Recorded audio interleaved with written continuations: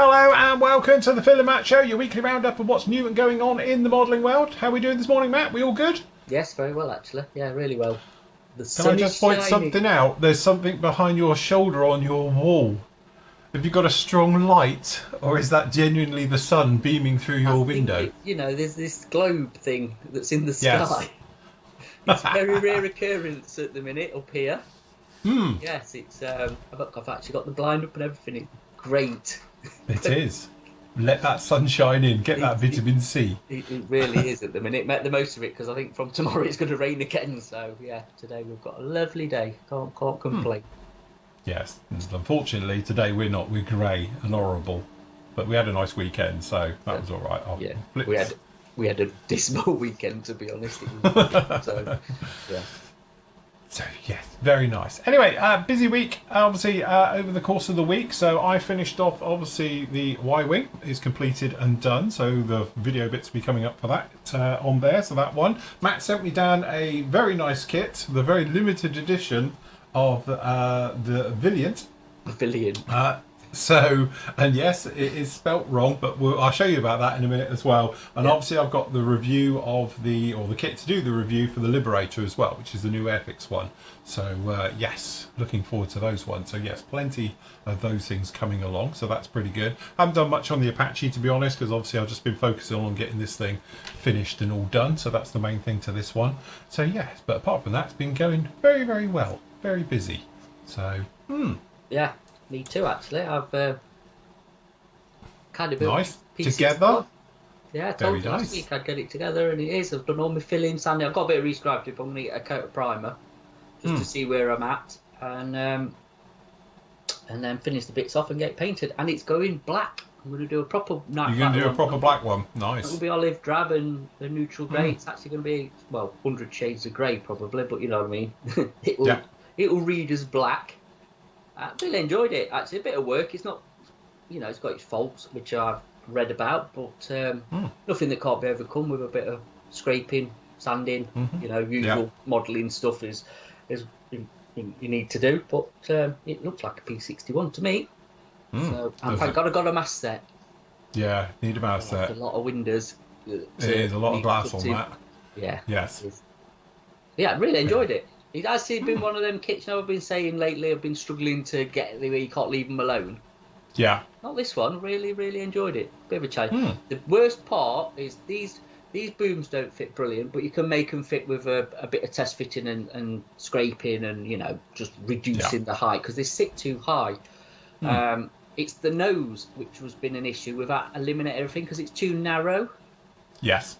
Yeah. I've had to kind of blend it in. It is still a bit of a lump if you feel it, but I don't think you'll see it under paint. I'll see when I primer it, but that's probably the worst bit, to be honest. There's not a lot you can actually do because you can't really narrow the fuselage top to do it because of the internal, shall we say, would need a lot of work. So, again, a bit of blending and sanding, you can do it, but apart from that, it just looks cool. So it's a cool looking aeroplane, isn't it, a P-60? It is, yeah, I must admit, it is a cool looking beast. It is. So next step, like I say, get some primer on it, do a bit of rescribing and a bit of riveting where I've lost it through a bit of sanding, and get some paint on it. So, yeah, all good. Very nice. Very, very good. Well, as you can see, I've got this thing mounted up. So we did a little bit of bending this morning. So I did the acrylic work this morning. I've shown it all on the video. We've done loads of chipping on this right the way through. And if I can detach, because it's easier to show. There we go. All done. So I made some changes to it. The pipe work, to be honest, because I got carried away with the weathering and it got chippy and dirty and scuffed, the pipe work looked too clean. So I went around and we redid all the pipe work. And again, weirdly enough, I've come up with a new technique, which you'll hear all about this. But generally, what I've done is I've used acrylic metal colours for chipping. Now, the reason for doing this, and it works really well, is that, as we all know, acrylics hate oils, right? So what happens is that when you put on just a splodge, it goes quite nicely and it gives you chip effects because there's no capillary action, so it just zips together, but it doesn't make a ball, so it does this type of effect. So you can just pop around and do chipping, as I've done pretty much all over this. This is all really done with acrylics. just because, and the underside's quite a good one because I went to town under here, down under here, and it gives a really nice sort of chipped effect, purely because, as I say, if you've done it with like, you know, a metallizer or anything else, it will just sit there, you know, but this stuff actually, you put down a lump and it goes zip, but it's in a funny shape and it works absolutely great. So it's actually done loads and loads of sort of chipping work under here on various areas. So I use different shades. So exhaust manifold for the deep colour, I use the steel and I think it was the aluminium for doing the chipping work on this one all over it, just to get it all to life and everything. But yeah, and so you can see the glass work's done now. Look, so much so there's a chip on there. There's that bit of dust. Oh, I put a chip on my window. I've got carried away with my sponge. So I'll show the other side. But so yes, but there you go. You can see them in there. I need to give them a bit of a polish up for the final photos. But yeah, as I say, for a nice straightforward 3D print, I think it all turned out very, very well, really. So happy with how this one's come together now. So the final part will be up with you on Friday, because I've got to do the final photos with a nice black background and all the rest of it.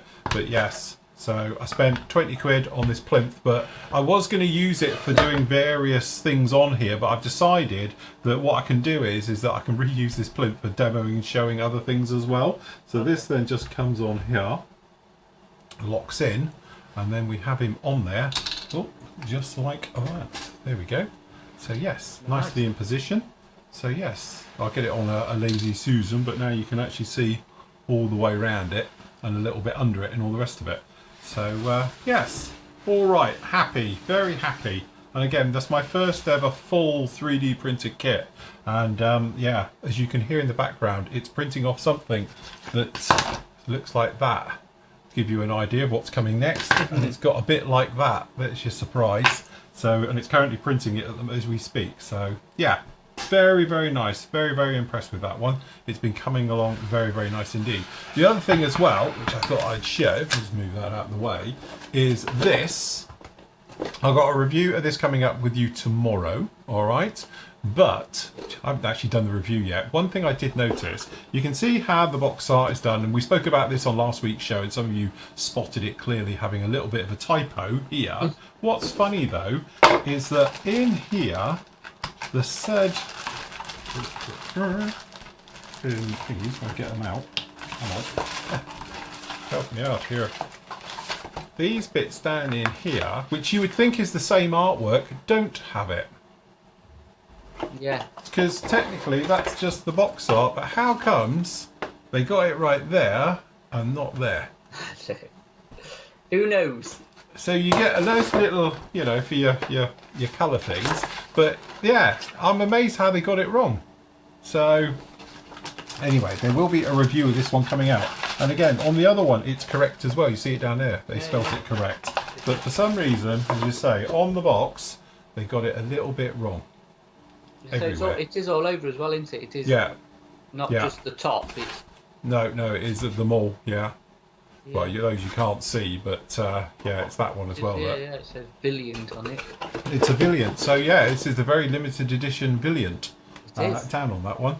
So anyway, got the review of that one coming up with you as well. That'll be up tomorrow, and then up with you on Thursday. I've got the review of this one as well, which really nice to see a 24th. And Matt, we should be seeing the other 24th one soon, aren't we?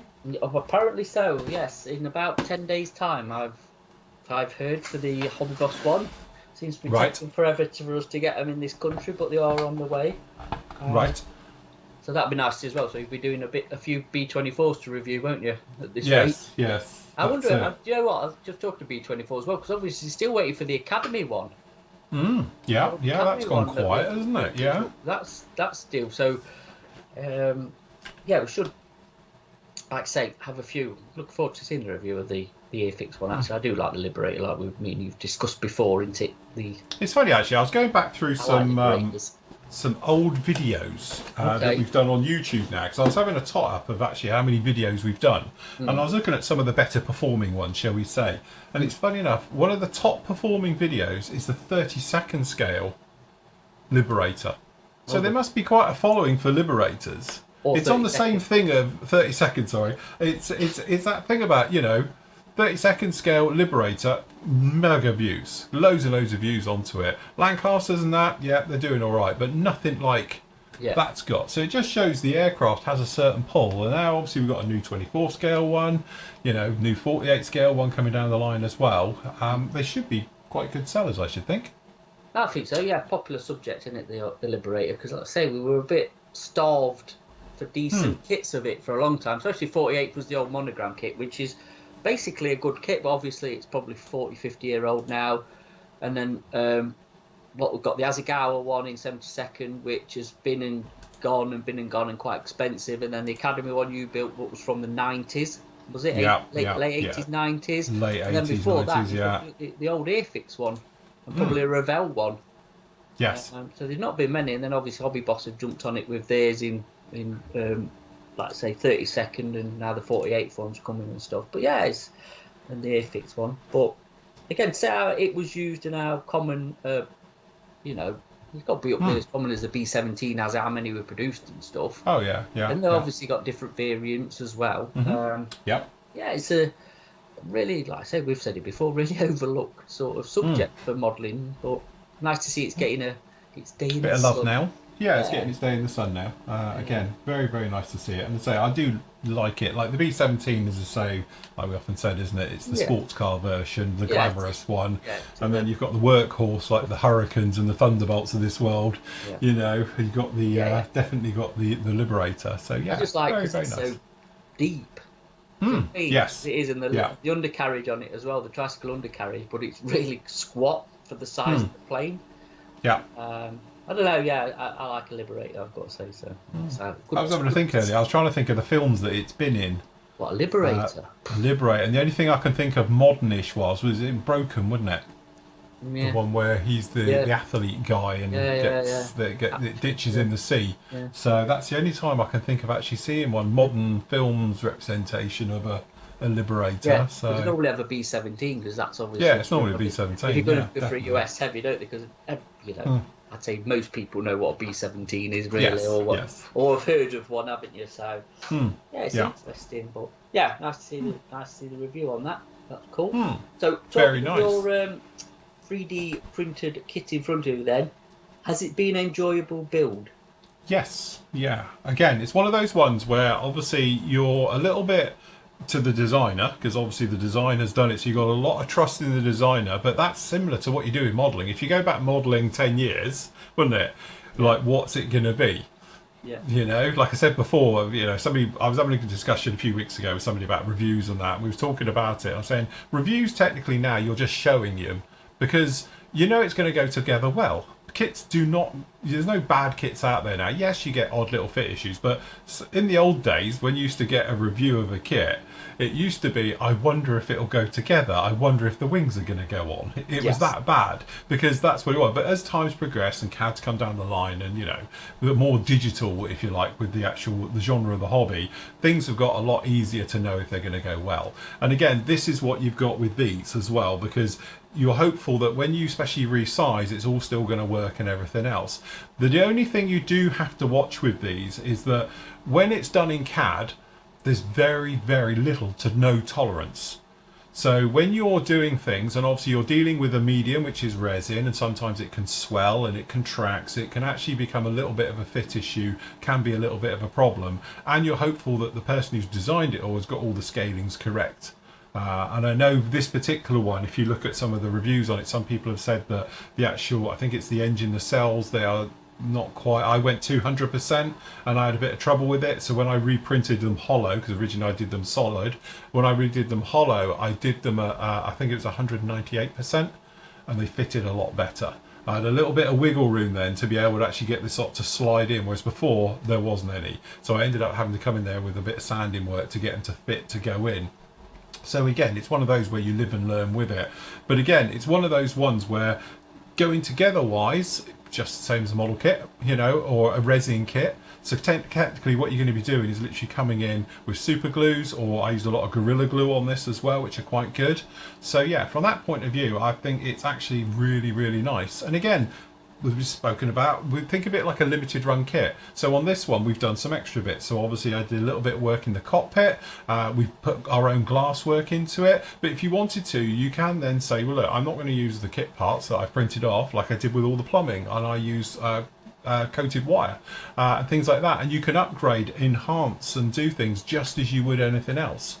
But I don't want to put a death nail into the hobby of plastic kits. But I'm not being funny. Like, I bought and printed off this one's probably cost me now in total around about, I would say £45 everything. And that includes me making cock-ups on the printing, so I had to reprint, and I broke a couple of parts, so I had to reprint them as well. But that's it. But then I could print another one of these tomorrow, and it would probably only cost, in resin-wise, maybe £15 to £20 in resin to do it. And if you were really good and you hollowed out all the files and everything else, I did mine a lot solid, but if you was to hollow this out a lot, it would probably cost you no more than a tenner to print it. And that's the thing where you say kits are going up in price. This type of thing's actually getting cheaper. Yeah, because things are getting more affordable. 3D printers are getting more affordable. The prices are coming down now. You can buy resin in bulk, like me and Matt do. We buy 3 kilo cans at a time, where if you buy a kilo at a time, it's quite expensive. The more you go, and I know you can buy 5 litre of resin, and if you want to upscale, it makes the unit cost of what you're doing come down rapidly. So yeah, from that point of view, I think it's one of those ones where I can only see it getting more and more and more popular, and the building and the quality, and the more people get involved designing these kits as well, is getting up and up and up, because more people are doing it. Which again, that economy thing, because people want to sell their files, they make them slightly cheaper. So if you've got one person that is it's competition, and the competition is actually what is driving the 3D printed market. So yeah, it's one of those ones. I hate to say it, everyone, but this is the future. And I'm a professional scale modeler who's been doing it for 25 years, and I hate to say it, but you're looking at the future. Not tomorrow, not next year, probably not the next decade, but honestly, I think in 20 years, it's going to be what everyone's got. It will be called a replicator, like I've often said, like Star Trek. Everything will be in there. And as I said, the next big thing, because again, I was having a conversation with a very dear old friend of mine, and we was talking about, obviously with it, what's next? What's going to be the next big thing? I said, it's already here. That's colour 3D printed. Because obviously we've seen it, Quinta Studios, it's all colour 3D printed. If you look at those ones, that's all it is. It's a 3D printer with colour. So pretty soon, that will be the next thing that will get cheaper and come down the line. And before you know it, it'll colour 3D printed model. It'll just be weathering. Yeah, that's it. If it's not pre-weathered, we'll probably be able to do that. You can buy the file pre-weathered. Yeah, you can probably add your own weathering effects and print it like that. It is. I have noticed though. I know we follow certain websites and stuff, and you see now a lot of aftermarket companies are getting on the 3D printed. Edward's one of them. They've started to do it, haven't they, with their space sets? Is it the space ones? Yeah, the space ones. They've got the 3D resin, and then we was looking at another company earlier on that's doing some backdated stuff for an F-104. It's all 3D printed and stuff. So again, I think the days of, let's say, moulding and taking casts and making the master and all that. That's a dying art now, if it's not going to die. It's not a dying art yet, but it will do eventually, because everybody, like I say, will just be CADing it, and you stick it on your printer and print it off, and it's done. I think it's exciting. I don't think it's a bad thing at all. I know we go on about 3D printing quite a bit, me and you, but I think actually it's enhancing at the minute. Yes. I think it's making things more, I suppose, available as well, if you want. Because if the file's there, isn't it? And you can take a older kit, shall we say, that nobody's really going to touch. And if you've got somebody who's interested, per se, in that kit and knows how to design, they can do their own upgrades. And if they're generous enough to go, well, I'll just put them on one of the websites and somebody else can benefit from it. Or, there's a little cottage industry there of selling it, Yes. Yeah, definitely. So yeah, it's all interesting. I've got an interesting purchase I made at the weekend, and I think it should be here this week. You might be here before Thursday. It'll definitely be here before the weekend, so I will show it, because obviously this Saturday morning we're on, aren't we? We've got a special live show Saturday morning. Build along and chatting, usual stuff. So usual time, 10 till midday, but we'll be on, and it should be here. I know it's been dispatched, so I should get it. So I'll show you what it is. on the live show. You can have a look for yourself. But I'm interested to get it anyway. So yeah, it's something I like personally. So we'll see. I was going to say, I think you just say, I know you often get people and they say, oh, no, and it's all the naysayers, and it's like, oh, it's taken away from the hobby and all things like that. But again, I think you have to almost embrace technology and how things are moving forward. It's very easy to be back in the old days, but that means we'd all be whittling stuff out of wood. So obviously it's that natural progression of things coming along, and again, it's one of those where I think a lot of people reluctant, I think, is one word, to sort of to move and to move on with the times. But honestly, 3D printing stuff is just enhancing, and as like Matt says, aftermarket stuff now, literally, if you're on any of the social media stuff and you look at the aftermarket stuff, all 3D printed.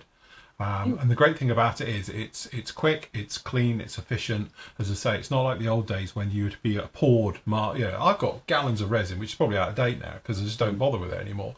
But I used to make my own moulds, and we do the things, and off we go and pour in it. But it's quite messy. It's time consuming, and again, your moulds only last a finite amount of time.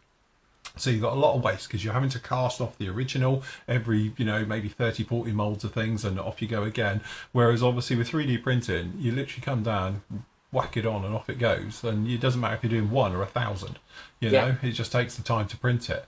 Yes, it takes a little bit longer than casting does, but at the end of the day, you get a far superior item from it.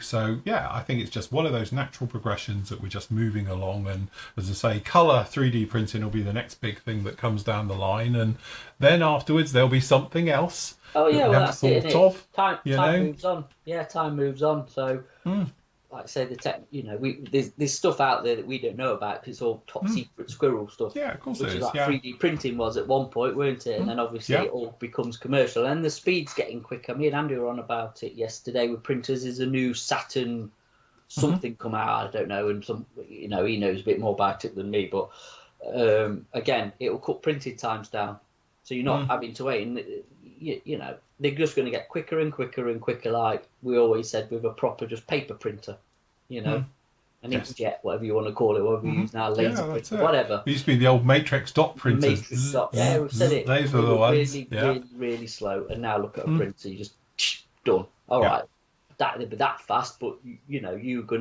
it's gonna speed up. So interesting. It's very interesting times. So yeah, definitely.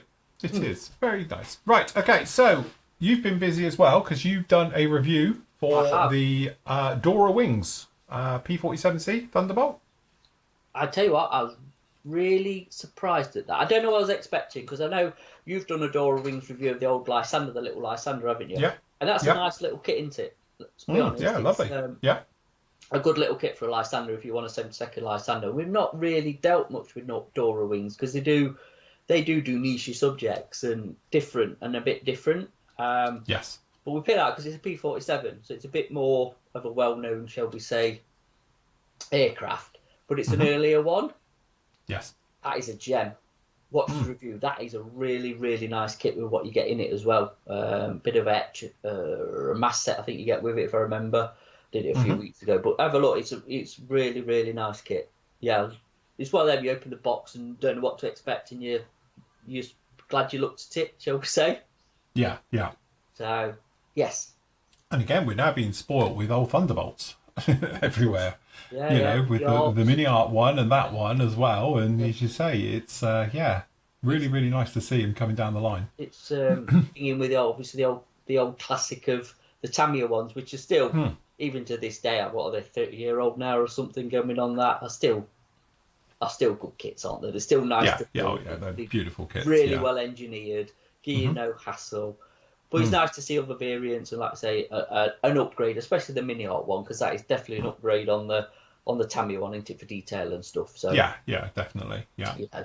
That's good. Very nice. And also with you as well, you've got that. We've got a little Scout, shall we say, which is the LF model Scout, and there was a Wasp, but I was too late to get a Wasp.